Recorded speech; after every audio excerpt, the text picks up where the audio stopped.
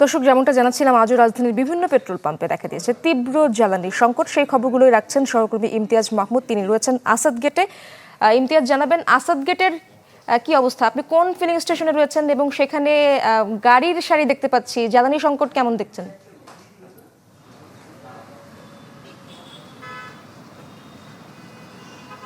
ইশরাত, আসাদ গেটের যেই পাম্পটি অনেক বলা যায় যে এখান থেকে মানুষ বেশিরভাগ তেলটি নিয়ে থাকে তালুকদার, এবং তার বিপরীত পাশে রয়েছে সোনার বাংলা যে ফিলিং স্টেশনটি। এবং এই যে তালুকদার ফিলিং স্টেশন, সেখানে কিন্তু এই মুহূর্তে তেল দেওয়া হচ্ছে না। অনেকেই তেল নেওয়ার জন্য এখানে আসছে, কিন্তু তারা কিন্তু তেল সংগ্রহ করতে পারছে না। আমরা এর আগে ছিলাম বিজয় সরণি, সেখানে দেখেছি যে দীর্ঘ লাইন সেই যে ফিলিং স্টেশনে, সেখানে প্রায় বিজয় সরণির মোড় থেকে একদম জাহাঙ্গীর গেট পর্যন্ত, তারপরে পার হয়ে গিয়ে শাহিন কলেজ সেই পর্যন্ত কিন্তু মোটরসাইকেল, প্রাইভেট কার, সেই দীর্ঘ লাইন কিন্তু দেখা গেছে। কিন্তু যে এইখানে 12টা থেকে এখানে তেল দেওয়া হচ্ছে না, কিছু প্রাইভেট কার সেখানে গ্যাস দেওয়া হচ্ছে, কিন্তু তার বিপরীত পাশে যেই ফিলিং স্টেশনটি রয়েছে সেখানে কিন্তু হচ্ছে যে প্রাইভেট কার, মোটরসাইকেল সেই তেল দেওয়া হচ্ছে, কিন্তু সেখানেও একটি দীর্ঘ লাইন রয়েছে।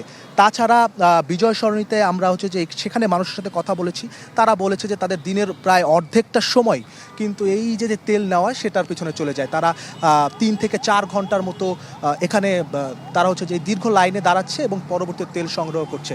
তাদের কাছে একটি প্রশ্ন কিন্তু খুবই সাধারণ, সেটি হচ্ছে যে মন্ত্রী বলছে, প্রতিমন্ত্রীরা বলছে যে তেলের মজুত রয়েছে, কিন্তু যে সেই পরিমাণ তেল এখন পর্যন্ত ফিলিং স্টেশন পাওয়া যাচ্ছে না। তারা বলছে যে গাবতলী, বাড্ডা, মিরপুর সেই ফিলিং স্টেশনগুলোতে তারা তেল পাচ্ছে না। তারা ঘুরে ঘুরে দিন শেষে কিছু পরিচিত যেই ফিলিং স্টেশনগুলো, বিজয় সরণি বা আসাদ গেট, সেই আসাদ গেটেও আজকে তেল নেই। তো তারা হচ্ছে যে শঙ্কা মানে কি হবে সেটা নিয়ে তারা সেই শঙ্কার আশঙ্কা সবাই করছে। ধন্যবাদ আপনাকে। নগদ নিয়ে এলো হার না মানা হার অফার। সর্বনিম্ন 10,000 টাকা রেমিটেন্স নগদে পাঠালে থাকছে স্বর্ণের হার জেতার সুযোগ।